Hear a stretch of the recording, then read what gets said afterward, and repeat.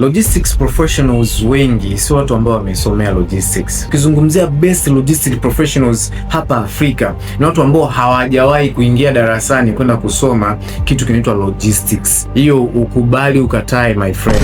Unakuta watu wengi ni mtu ambaye amesomea sheria akaenda akamaster kuhusiana na mambo ya mikataba vizuri kwenye logistics. Ni mtu ambaye amesomea accounts akaenda akamaster vizuri kuhusu swala la cash flow kwenye biashara. Ni mtu ambaye amesomea engineering na akaenda akachukua ile knowledge akaenda kuapply kwenye systems za supply chain.